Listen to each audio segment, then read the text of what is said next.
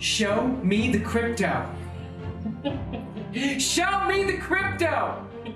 Show me the crypto.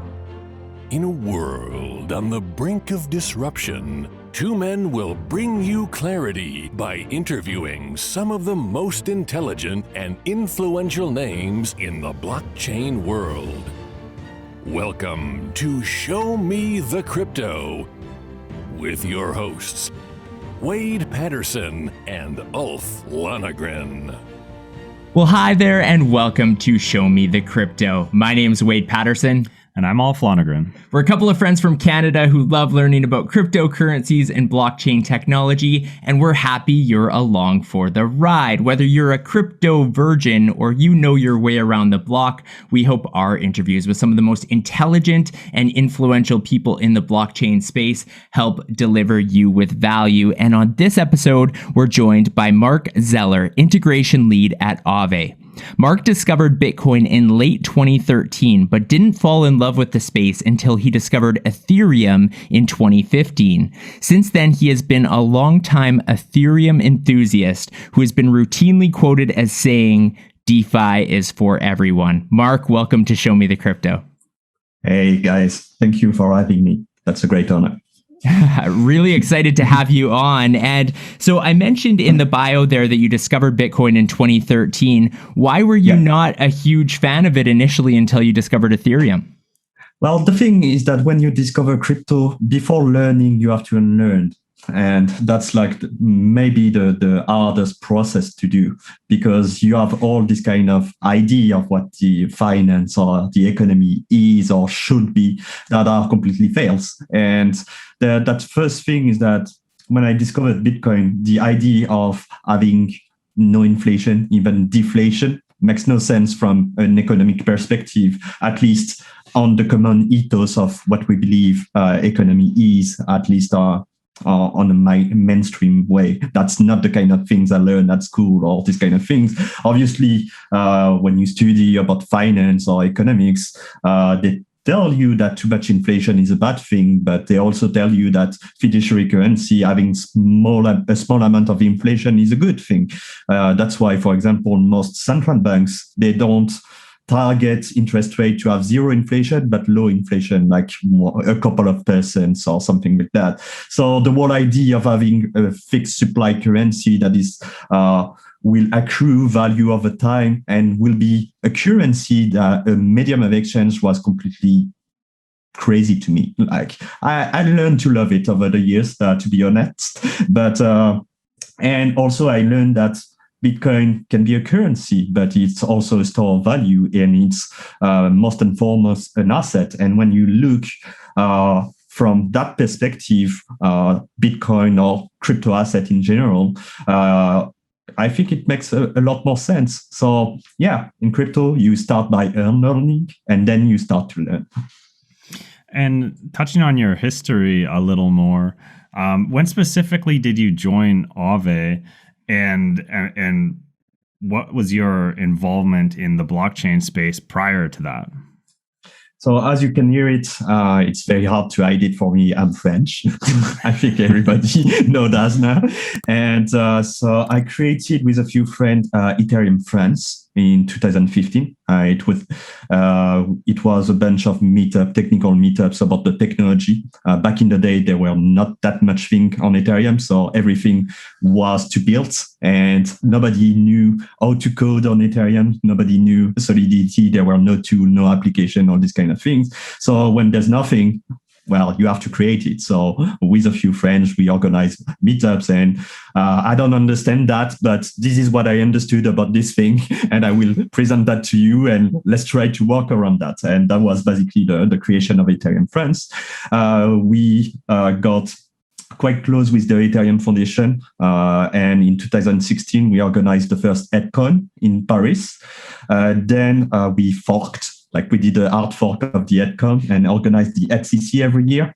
The last edition was in 2020. Then for obvious reason, no more events. I think the ETHCC in Paris in March 2020 was the last physical crypto event in the ecosystem, because after that, yeah, and I got COVID there, so I got some kind of memories, like many people in attendance of that conference. Crazy. And yeah, that was primarily my involvement. I worked for Consensus in 2016 for financial stuff on the blockchain.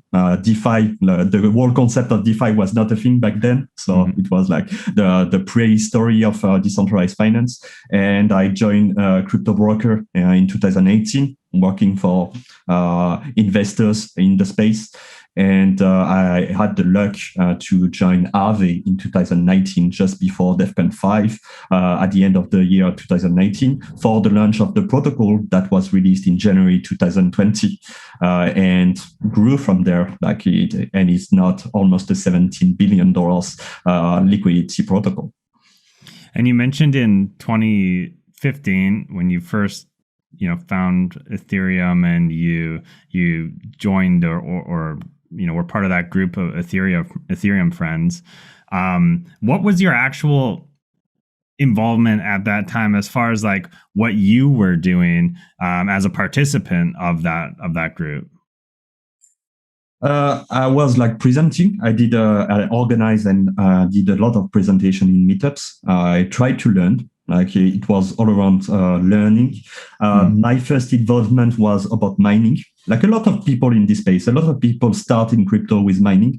And even if that's not something that is profitable, and I'm not quite sure if you are not a professional and do that as an industry, you can ever be profitable by mining crypto assets. But I will still recommend it if you have like a gaming computer or something like that, to try it, because that's one of the best way to understand how blockchain works, like to actually be a participant, to participate in the proof of work and to do random things, like run a program that do random calculation inside your computer, and you get some fraction of the native asset of that blockchain directly into your wallet. So that forces you to understand what is a block, what happened with the block rewards, to do transaction, to actually have a wallet and do a few things. So that's a great introduction. And that was my way in with mining. And after that, I moved more and more as the ecosystem grew into more financial application. I think the game changer for me was MakerDAO. Like there's been in Ethereum a before and a after MakerDAO and the introduction of DAI, because it was a paradigm shifter. And the whole decentralized finance, it's completely different than everything else that happened in crypto before that. Marc, one of the goals of our show is to be this kind of unintimidating space for those people who are brand new to the crypto and blockchain arena, I guess, and help them understand some concepts. And so with that in mind, very simply for that portion of our audience, what is decentralized finance? How would you define it? Well, I often say it's finance for everyone. And I believe it's a good definition, because in decentralized finance, if you have $1 million or if you have $100, you will be treated exactly the same. So there's rules that are defined by protocols and defined by computer codes, and those rules apply to everyone equally. And that's the first time in financial history, I think, that it happened, because we live in a world where when you have a lot of money, usually you have a treatment that is slightly better than when you don't have a lot of money. And DeFi, everyone is treated equally. It's the first time also in financial history that you are in control. You are an actor of your assets. So you can deposit, you can withdraw at any time, you can take a loan, even if it's 3 a.m. on a Saturday and this is like a bank holiday or whatever. There's no bank holiday in decentralized finance. You are in control. You can do whatever you want with your money. And basically, when you provide liquidity, so if you have some asset and you want to deposit that in the liquidity protocol, such as Aave, but also other DeFi actors, people using that liquidity will pay back their interest directly to you, directly from the protocol, without any kind of middleman, without any kind of paperwork. It's all about freedom. It's finance for everyone, and also a freedom for your assets for the first time in financial history. And so if you can explain what is Aave, but beyond that, you just talked about decentralized finance and explained, what that is. What's the role that Aave serves in decentralized finance that maybe is a problem or a challenge in the centralized finance world that Aave is taking on this role or responsibility in DeFi? I think the most important thing in decentralized finance compared to what was traditional finance is that the concept of competition is completely useless. In decentralized finance, you have this idea of synergies. So every protocol specializes in one thing and try to be the best in the world doing one thing. And for everything else, work with all the other protocols. So I talked just a bit earlier of MakerDAO. MakerDAO is a great protocol, a decentralized finance protocol. And basically what they do is that they're going to take your assets if you choose to deposit in it, and you will have the ability to mint a very special kind of cryptocurrency, which is the DAI, which is a stable coin. So it's a non-speculative asset, and it will always be pegged to the value of $1. And it can have a wide range of applications. But for example, for Aave, it doesn't make sense to create a stable coins because that's not what we do. We do liquidity. So but it makes a lot of sense to have the DAI onboarding inside the Aave markets. So there's a direct synergy between MakerDAO and Aave, and there's a whole range of other synergy with other protocol inside the ecosystem because everybody focus in one thing and try to do it the best we can and work with the other guys to have the other parts. That's what we call that the money Legos. Often there's this idea of being part of the whole, and that's the whole idea of DeFi. So what we do, our Lego at Aave is the liquidity. So basically, every financial market needs liquidity. Without liquidity, it's very hard to have volume. It's very hard to trade inside. It's very hard to take position.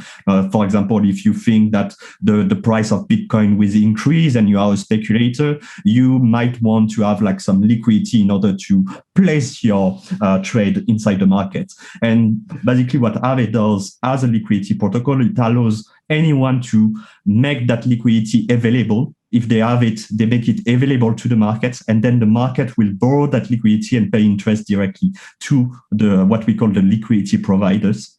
So there's two kinds of users of Aave. The liquidity provider that will act, well, it's not exactly like that, but as a decentralized saving accounts, and the borrowers that will use that liquidity in order to do things inside the markets. And that's basically what we do. The amount, like that big number when you go to Aave's website, it's been rising quickly. I mean, when I was doing some research for this, I think it was 13 billion. And then as of today, I don't know if it's at 17 yet. It was certainly at 16 yesterday. I mean, is that total amount like surpassing your own expectations, or what are your thoughts?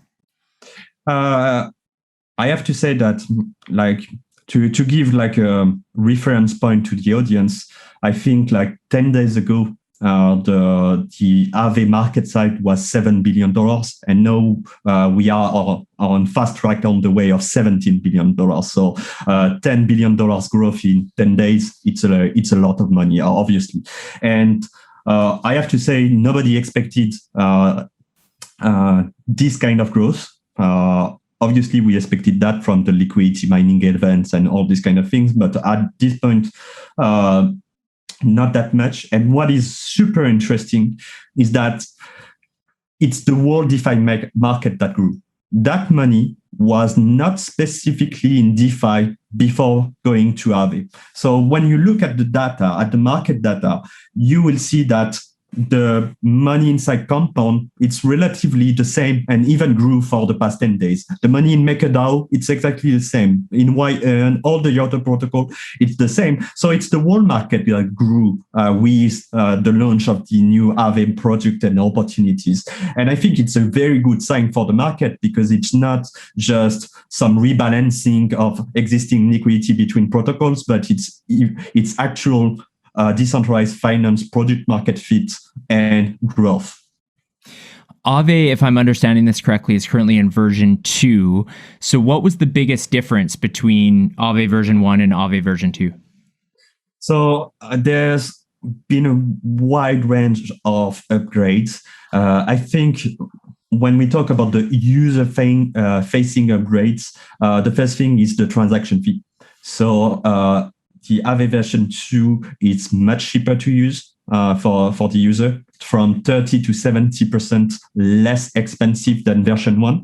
It's really important because when we want to do DeFi, decentralized finance for everyone, if the transaction fee are too high, de facto, the result of that is that if your portfolio is not big enough, it's not interesting to use decentralized finance. So that area to have very as cheap as possible to use protocol is really important. And that's what happened with Aave V2. And that's also what happened with the Polygon market. So Aave was deployed on a layer 2, a commit chain that is the Polygon, formerly known as Matic.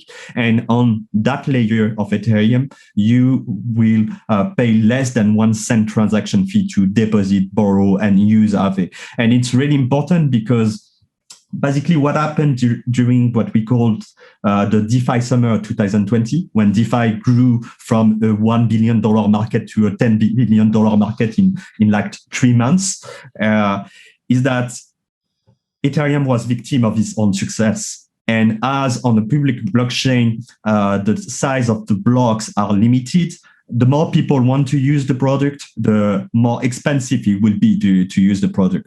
And we lost a lot during the DeFi summer 2020 and then the winter and the early days of 2021. Due to transaction fee on Ethereum, we lost a lot of the early communities of decentralized finance that were maybe in part of the world where like $1,000 is its lifetime savings, and paying $20 or $30 to deposit into a protocol makes the whole thing not usable at all. And I got a lot of message, like we launched the Polygon market like less than 20 days, like around 20 days ago. And I got a lot of message from people, I can finally use DeFi for the first time, or even better, I can go back to DeFi thanks to you guys because the transaction fee are back to a level I can use. And that's very important to me because I'm not building a finance for the rich. Like traditional finance is already finance for the rich. If we want to build an alternative, it has to be for everyone, no matter how much money you have. You just explained a lot of what I wanted to dive into here around gas fees, layer 1 versus layer 2. If you could take a step back, because you explained a little bit that Aave is integrated with Polygon now, but what is the actual difference between layer 1 and layer 2 on Ethereum? What does that mean, and how has it impacted Aave and the changes that you've implemented in the last 20 days? I have the feeling that if you listening to us and you have zero idea of how crypto works or blockchain works, the best way to explain that is that when you do, it depends on the name of that will change depending of the country you are listening from, but a wire transfer, a ACH transfer, a SEPA transfer if you are in Europe. So basically bank-to-bank transfer. Basically what happened is that your bank will talk to your local central bank and say, hey, this guy wants to do this, please create a debt for me and credit some money to the other banks. And these kind of things. And this system is not accessible to everyone because this is like a bank-only network.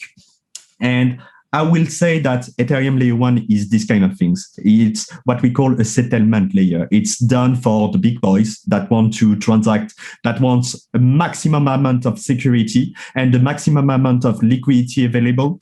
And they are ready to pay for that because this is the kind of thing they want to do. And us, regular people, I have inside my wallet debit cards. I have inside my wallet credit cards that go through a network that it's called Visa, MasterCard, I don't know, what American Express or whatever you have inside your country. And basically what happened inside that network is that all day you can do transaction, and at the end of the week or at the end of the month, your bank will call, or MasterCard will call your bank and say, hey, this guy did this and that and that and that this month. please give me my money back. And they will do between them the big boy network settlement account transfer. And basically a layer 2, it's exactly the same thing. So it's a network that is designed to be more around smaller amounts. Maybe the security is not that big, but maybe you don't need the highest amount of security to do like small transfer of a few bucks or a few dozen bucks. And what is important is that at some point, the settlement happened on the layer 1. But as a regular user, 99% of us, we don't need to use layer 1 actually.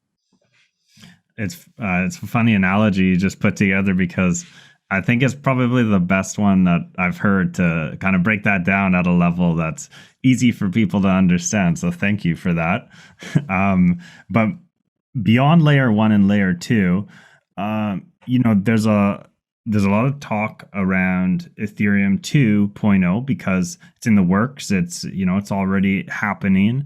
And same kind of question for those who aren't as familiar with Ethereum 2.0, but on this same subject of like fees and how that could affect Aave. What is Ethereum 2 and how will that ultimately affect fees or even just general usage of Aave?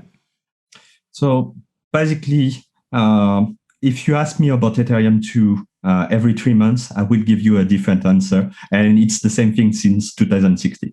Like the whole stuff, like Ethereum Foundation, at some point, you have to love them to keep following because they change their mind all the time.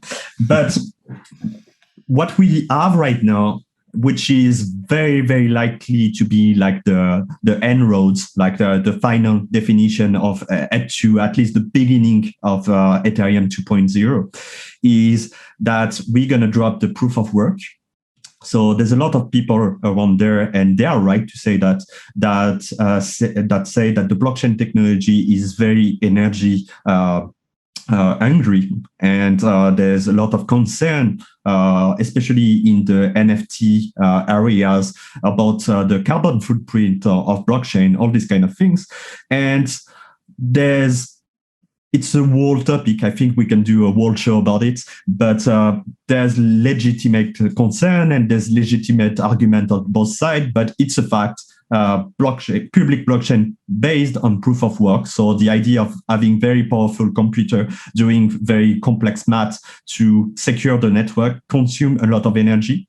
And from inception, Ethereum was not happy with that concept. It was the best we have, and no other alternative was good enough, but it was not the En-ROAD for Ethereum since day one. Since day one, the Ethereum Foundation worked on the idea to replace that proof of work for something that we call proof of stake. So the idea of having another way to secure the network that will be less energy hungry, much less, like even so little energy consumption that it's not something we have to talk about.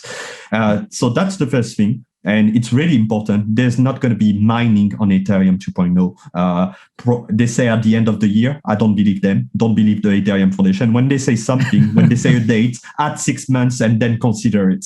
So probably early next year, we won't have mining anymore. But all the scaling won't happen on the settlement layer because that's what they call the minimal merge. And basically, they call that the roll-up centric scalability approach.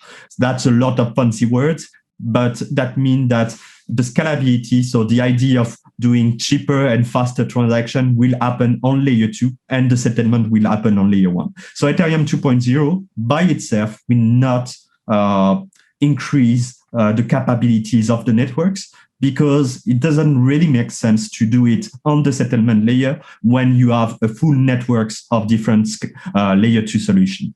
So it doesn't make sense that the central banks can do a lot of transfer and basically you have your own account at the federal bank, but directly you will talk to Visa and MasterCard and it will work very fine that way. In terms of economics of Ethereum, what is really important is that starting from July, and that's something that will happen, and for sure it will happen in July, there's very little chance and almost no chance that it's get delayed for that part. We will get what we call EIP 1559. That will introduce the beginning of deflation inside the Ethereum economics. So basically, with every transaction, a little part of the transaction fee will be removed from the total supply of Ether. So the more the Ethereum network will grow, the less Ethereum there will be out there as a circulating supply. And I think everybody know it will happen, but nobody really realize, and especially the market realize the effect of that. Because like the whole Bitcoin is about the idea of a fixed supply, but on Ethereum, starting from probably 6 up 2 years from now, it depends on the success of Ethereum, obviously, the supply will actually go down. So it will be very hard to have some Ether in a few months or in a few years. Ulf, do you realize that our audience has either been watching or listening to this episode for 20 minutes? 20 minutes? They should probably subscribe. Yeah, they should subscribe and they should like and comment and hit that notifications bell. Oh, and did you tell them about the NFTs? That's right. We have our own NFT for our OG supporters. This is a way you can support our show, help us bring you continual great content. Information on that is below. Marc, because you mentioned it there, I want to jump into really quickly NFTs, because you had a really interesting tweet yesterday about people who are buying various drops or the whole Meebit, which is brand new this week. And your tweet essentially said you're going to have a hard time explaining the fact that you spent 2.5 ETH on one of these a couple of years from now.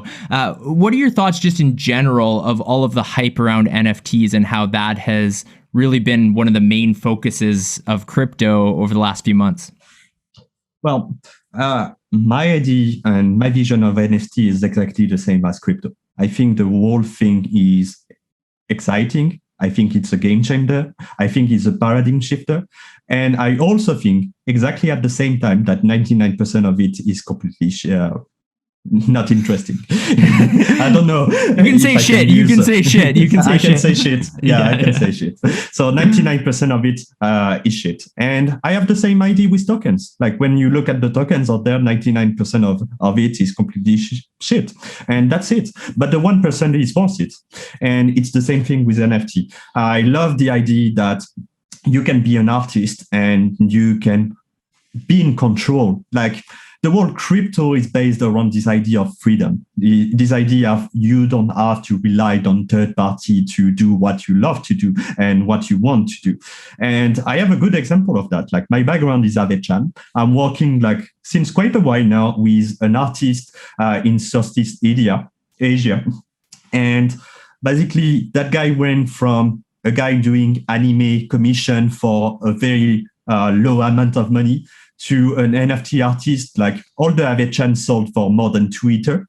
And in his country, 2 Ether is like 1 year of salary. So this guy went from a struggling artist to someone that makes multiple years of salary every couple of months. So this kind of empowering story about artists is what makes the whole NFT market so interesting.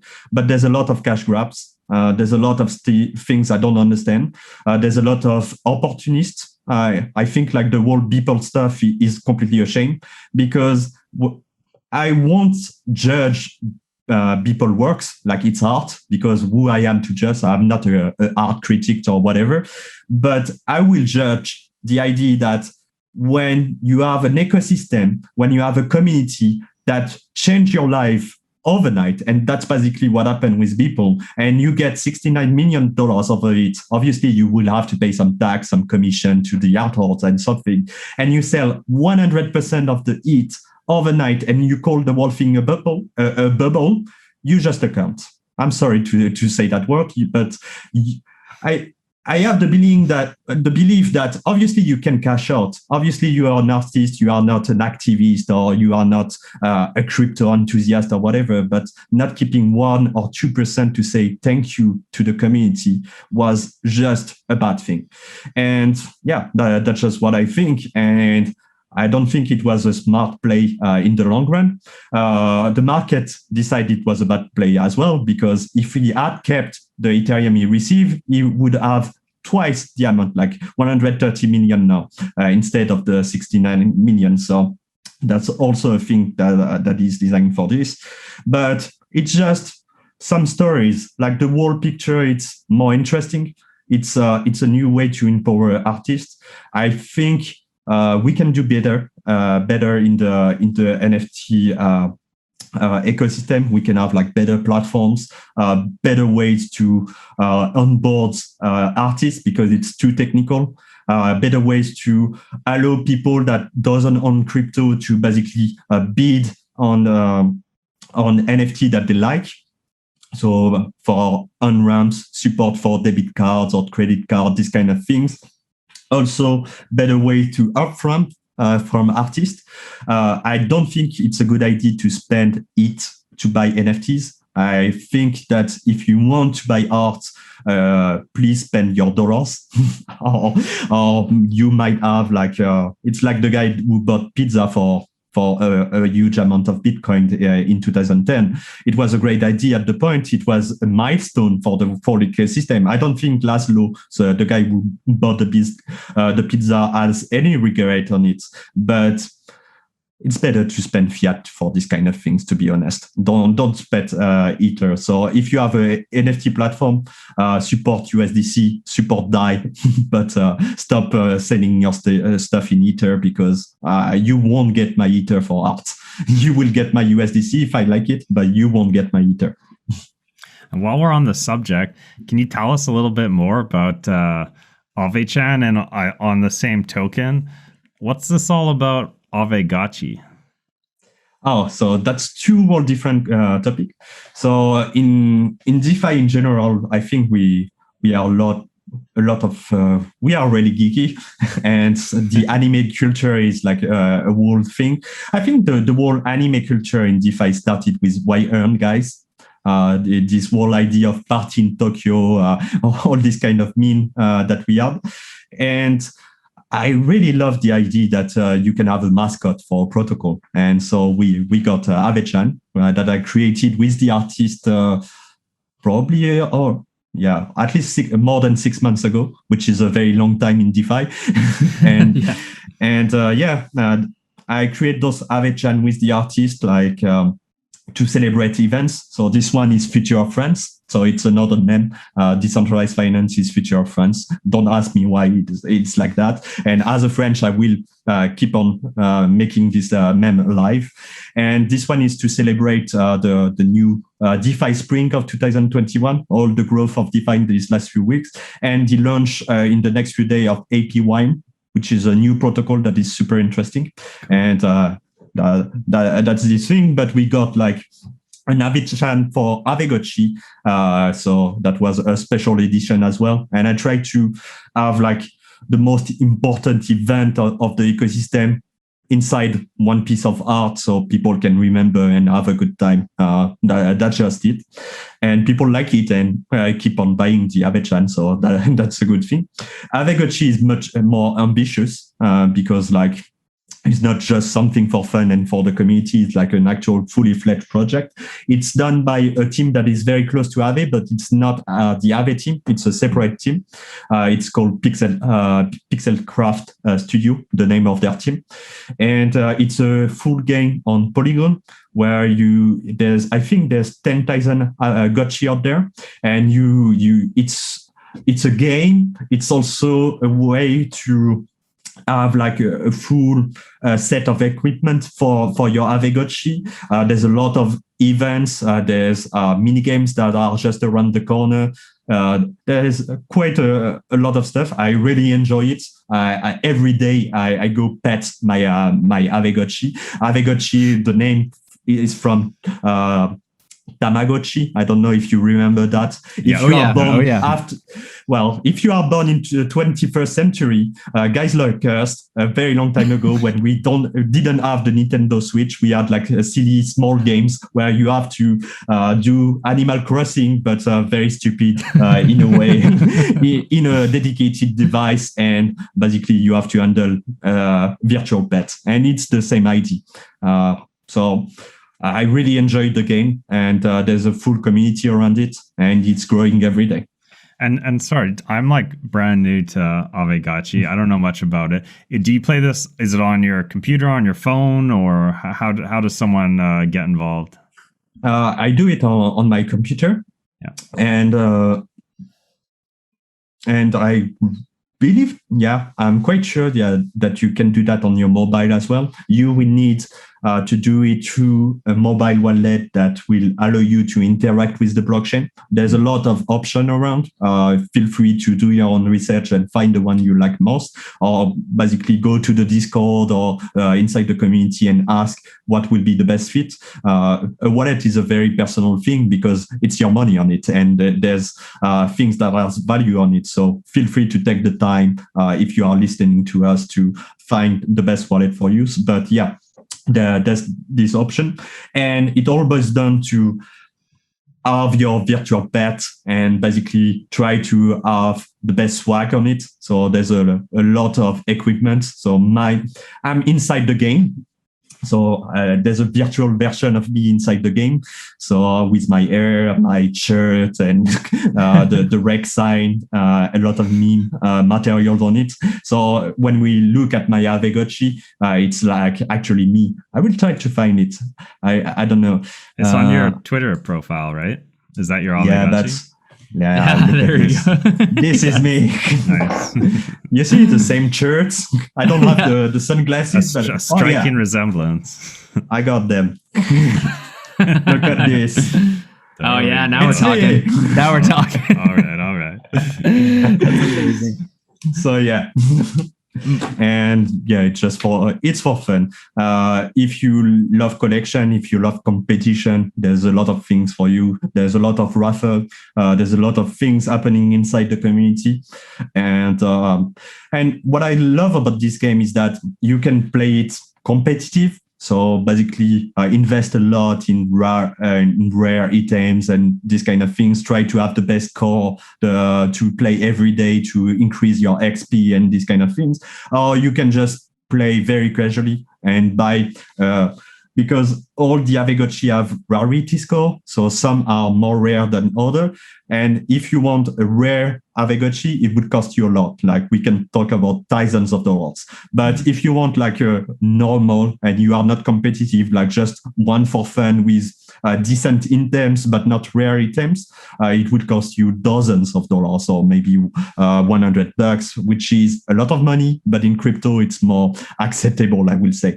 And so you can play it whatever your way to act with this kind of game is, and I think that's pretty interesting to be inclusive.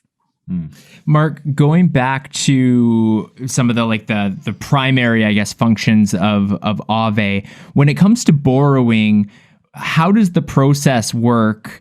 And is there any limit on the amount someone can borrow? And I know these are very basic questions, but again, just trying to make it easy for our audience to understand. So basically, the whole idea of decentralized finance is that you are treated the same if you have $1 million or if you have $10. You will have the same rules. And the rules are you need to do over-collateralized position. That means that you need to have more value deposited, acted as a safety deposit than the amount that you want to borrow. And it's defined by what we call the LTV, loan to value. So the LTV is always below 100% because you borrow less than what you deposit. And basically, most of the time, 90% of the user, they will deposit speculative assets such as Ethereum, such as Link, MakerDAO, or Bitcoin directly inside the protocol because they don't want to sell their asset. And for example, in the summer 2020, if you don't want to spend your Ether on your favorite NFT, for example, you can deposit your Ether inside Aave and borrow some stablecoin, some USDC are non-speculative. So you keep your Ether, you just deposit that into Aave, you borrow some stablecoins and you spend them. And then you decide when you want to pay them back. And that's a way to keep your crypto, not spend your crypto, but only spend fiduciary currency tokens. And that's basically how it works. And the limitation, the LTV is defined differently for each asset. So for example, big asset like Ethereum or Bitcoin that are less volatile in terms of crypto, more proven, all these kind of things will have higher LTV. Like for example, Ethereum is 80%. And a newer asset that are more volatile will have lower LTV. Like for example, Matic, which is the native asset of Polygon. It's a newer asset. It's a smaller market cap. There's a lot of volatility on it, so the LTV will be 50%. So if you deposit $100 worth of Matic inside the Polygon market, you can withdraw and borrow up to $50 worth of whatever asset you want. And that's basically how it works. There's no limitation. So if you deposit 1 million of value of Ether, you can borrow up to $800,000. If you deposit $100, you will borrow 80. But as long as you follow the rules, there's no limit. There's no paperwork. There's no one that will ask you who you are and where do you come from, what is your credit score, all these kind of things. As long as you follow the rules, everything is open. And then in terms of the rates, so my understanding is they're stable and variable. So what is kind of the difference on those, and how are those, I guess, how are they determined, and how do the variable rates fluctuate? Like, how does that work? So the idea of decentralized finance is that you get, as a user, the best possible deal every single second. And the way for the protocol to ensure that the users on the supply side, so the one that provide liquidity and get paid to provide liquidity, and the one that borrow liquidity and are paying to use that liquidity, get the best possible deal, we basically created this idea of having the interest rate as a function of the available liquidity. So if something is rare, usually it's more valuable. And it's the same thing for liquidity. So if there's not a lot of assets that are available inside Aave for a specific currency, such as, for example, DAI, the interest rate will rise in order to attract people to provide liquidity and to incentivize people that are borrowing to say, maybe it's a good time to pay back a part of your debt. And the actualization of those rates happen every single second inside the protocol. So you make sure that there's always an incentive where there's not enough liquidity that people want to borrow, want to deposit inside the protocol. And if there's too much liquidity inside the protocol, it's super cheap to borrow. So people are willing or more interesting to borrow on it. So the market are always trying to find from an algorithmic perspective, an equilibrium between supply and demand. That's basically every economist or financial professor dream, because like they wrote full books about it, but in real world, it doesn't work because you have a lot of middleman regulation, all these kind of things that will slow down the full process of price discovery of an interest rate of this thing. In DeFi, it happens. It's there. It's just more liquidity, the rate are down. Less liquidity, the rate are up. And it works like that every second. And what we observe with like the few months or even years that we have from experience in DeFi is that it works. Like actually the rates are between 4 and 12% over time, which is completely nominal in this kind of market. Obviously, it's a bit high compared to traditional finance, but we are liquidity for markets. So if you compare to what it actually is, it's not a loan for a mortgage. You don't buy a house using Aave liquidity. You can, but it's not designed for that. You basically take liquidity to take position on the market. And if you compare that to the rate that you will pay in centralized exchange, such as Binance, Kraken, or whatever, you will see that decentralized finance is actually three to four times cheaper than what the centralized exchange charge you. So it's very efficient to work this way. And the only way to implement that efficiency is to be on the blockchain. So if we were not a protocol that is completely self organized inside the Ethereum public blockchain, it will not happen, because as soon as you have some kind of human intervention, you slow down the process. You have some bottleneck somewhere in the process. To have something that is completely autonomous, make it super, super efficient, much more efficient than what a human being can do.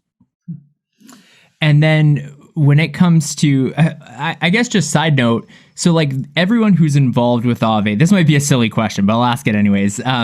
Like how do those involved with Aave make money then? Is there some sort of percentage that's taken? Like it's not centralized. I understand that it's a protocol and everything along those lines, but how does that work? Like how somebody like yourself, how do you get paid? So there's actually two answers. It's a two-step answer to this question. So the first thing is, how does the Aave Genesis team makes money? And the answer of that is that the Aave Genesis team doesn't have any kind of special treatment compared to anybody that owns the Aave asset out there, or just use the Aave protocol out there.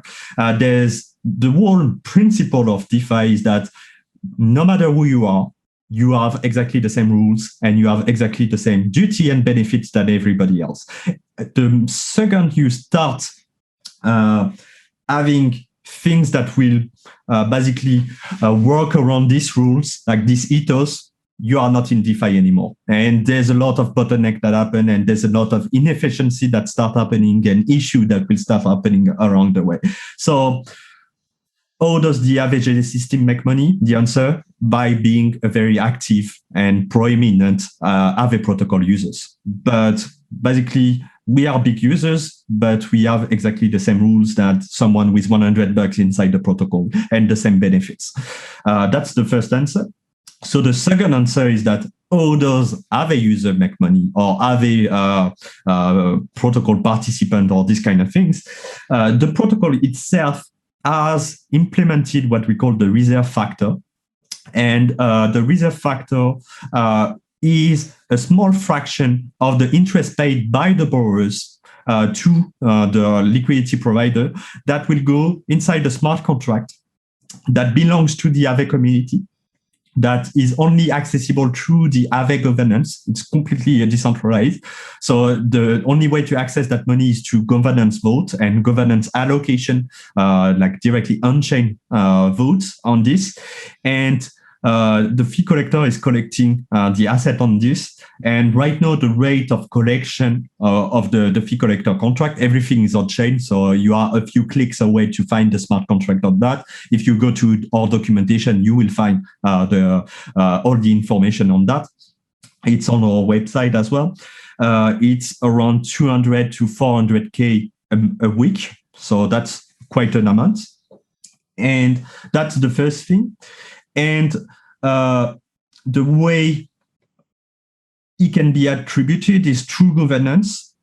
And right now, there's no consensus inside the Aave community to redistribute that money and to allocate that money, because basically it was created in January of this year and it needs more talk inside the community.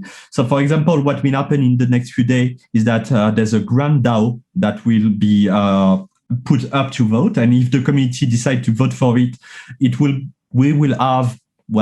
community will have a vehicle to attribute grants, decentralized grant to economic system participants. So if you are a developer and you have a good idea and you want to build upon the Aave protocol, you will be able to directly apply for grants using the money from the fee collector contract directly.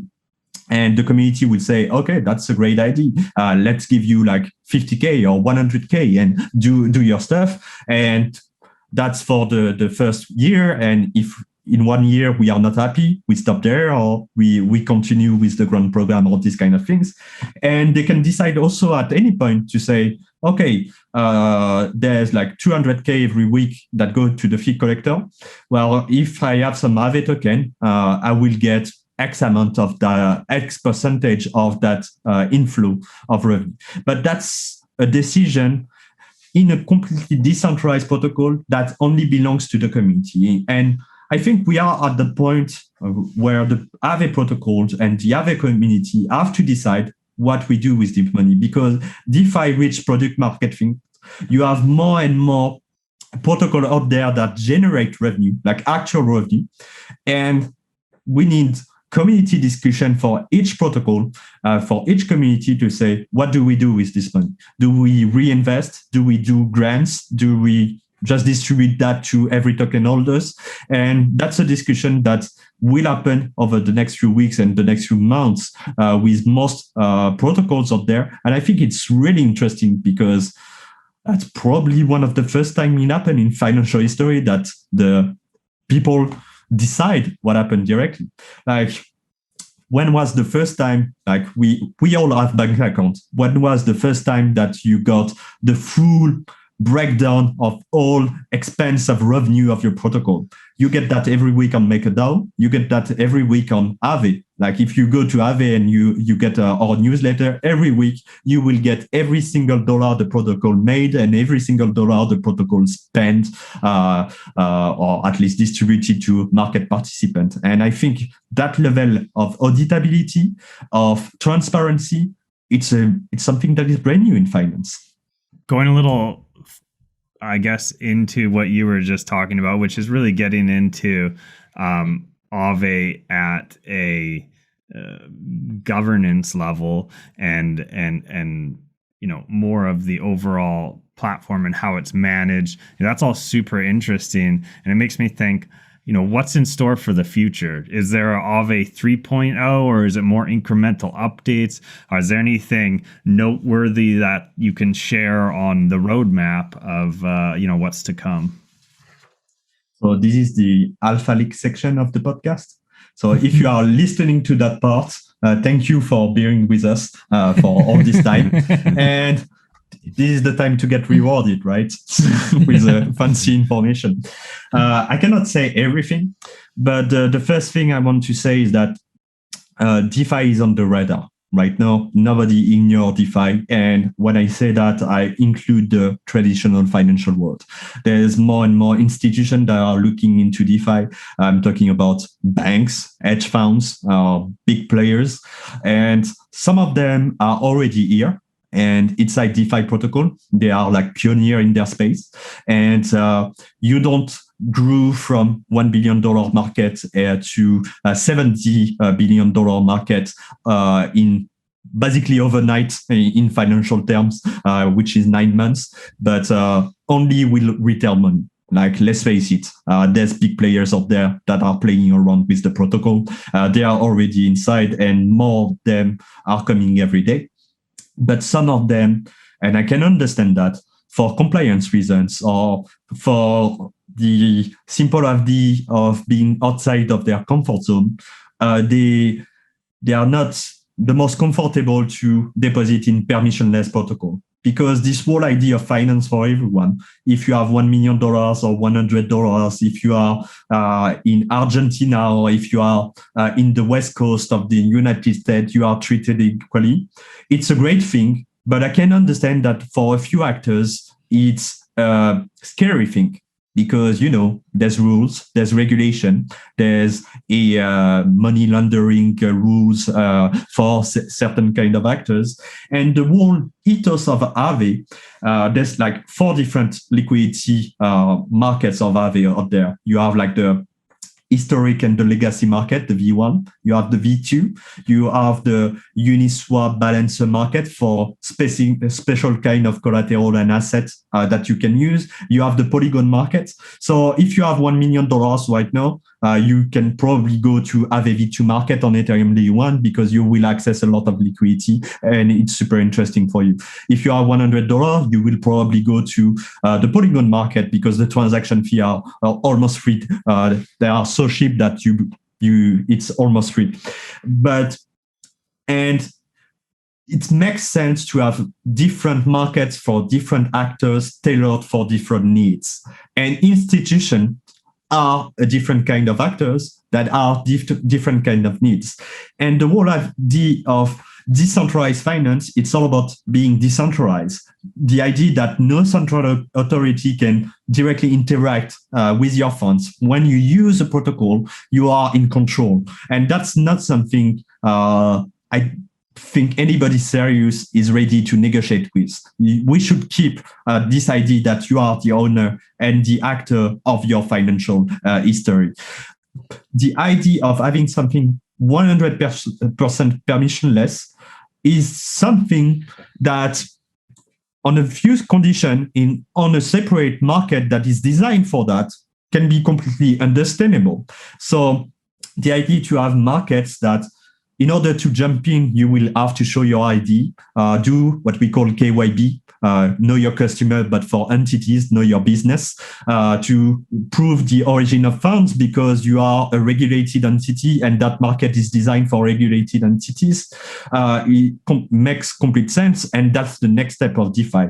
Because at the end of the day, it's all a spectrum. You have like the fully permissionless decentralized markets, and you will have for special kind of actors permissioned market, but still decentralized. And that's one of the next steps. I already said a lot. I will not say more on it, but there's a lot of institutions that are interested and want to jump in this kind of market. I think it's going to make some noise because the whole DeFi protocol, when you solve that out of comfort zone regulation issue for this kind of actor, I think you have all the materials to scale a lot because those kind of guys are not here to deposit or borrow $10, to be honest. So that's the first thing. The second thing will be there's going to be upgrades, technical upgrades on the Aave protocol. I don't think we can call that Aave 3.0 because it's going to be game changer for many technical stuff, but not as game changer as the version 2 compared to the version 1. So maybe call that Aave 2.5. And it will happen probably very soon. I don't give the deadline because it works on Ethereum. As soon as someone say a deadline, you add 6 months and maybe you consider it. So let's not fall into that trap ourselves. And I cannot say much about those upgrades, but I think the quality of life of using decentralized finance will increase quite a bit with these new things. And it will allow to have like something that is more seamless, because the whole idea when you want to build DeFi for everyone, it has to be less complex. It has to be cheaper to use, and it has to be easier to enter and get out. Like the main bottleneck right now for decentralized finance is that when you are someone who never touched crypto in your life and discover it listening to a podcast, like a great podcast, and you want to get in, well, where do I get my first crypto? What do I use? Or do I do a wire transfer? Who can I can trust to deposit my fiduciary currency inside my bank account directly to go inside this fancy magic internet money protocol? And all these kind of steps, they are too complex right now. Right now, we are at the stage where my father used DeFi. My father is an Aave user, but my father is an engineer. So that was easy. That was not that easy, but that was easy. But my mother is not an engineer, and my mother doesn't understand anything. My mother can use a computer to go to Facebook, and that's it. And when we reach the stage where my mother can use decentralized finance, we will be in a stage that is good enough. Right now, it's not good enough, and we have a lot of progress to do. And let's all work together to make sure that my mother can use Aave one day. I love that. Marc, this has been an awesome conversation. You've done such a good job of explaining what can be complex ideas and just simplifying it, making it easy to understand. We like to end every episode of Show Me the Crypto with a little 3-question segment called You Had Me at Crypto. So Ulf's going to ask you those questions. All right, Marc. First question here. Who's your favorite person to follow in the crypto space? Oh, That's a very hard question because that's going to make a lot of people disappointed. And one person really They all happy. want to be the favorite. I have the feeling that if you are discovering crypto, the best follow, like the best return on your follow, will be DeFi Dad. Like DeFi Dad do a lot of educational things, have a good feel-good personality on Twitter. It's not toxic at all. And I think it will be the best match. Like start with DeFi Dad and work from there. I think it's one of the best entry points inside the ecosystem. All right, question 2. What will the price of Bitcoin be 10 years from now? Much higher than now. I don't have any price. I think the price of USD, the purchasing power of USD 10 years from now will be much lower than now. It's not the Bitcoin price that goes up, it's the USD value that goes down. All right. And I got to ask it, what will the price of Aave be 10 years from now? For a whole range of reasons, I cannot answer that question. What I can say is that we are working every day. Sounds and good. We will try to have the best protocol for people to use. All right, last question here. What is the most underrated coin or project in crypto? And no, you cannot say Aave. I have the feeling that not many people know Aavegotchi out there, but there's still a lot. And I will talk about Jarvis. So GRT for the ticker. And Jarvis is doing synthetic assets, synthetic stablecoin. It's a small team. It's a new team. They basically design stablecoins around the euro or the Canadian dollars, because right now the stablecoins, most of the time, they are based on USD, but we are not, all of us, based in the United States. And when, for example, I'm a European citizen, so my life is in the euro currency. The USD compared to euro since the COVID crisis went down quite a bit. So having most of my fiduciary currency inside crypto in USD was actually me losing a lot of purchasing power this year because the USD value went down quite a bit compared to the euro. And having other kinds of stablecoins is super interesting. They are a hardworking team. It's super early. That means it's not worth a lot. It's not a lot of market cap. As it's early, obviously it's more risky. So do your own research. It's not an investment advice, but I think there's an interest to look into it. So Jarvis Exchange, that's the name of the project. Cool. Very cool. Very interesting. Well, thank you so much, Marc, for taking the time to chat to us on this episode of Show Me the Crypto. Thank you so much. Thank you for listening to Show Me the Crypto. Please make sure to subscribe as well as rate and review this podcast.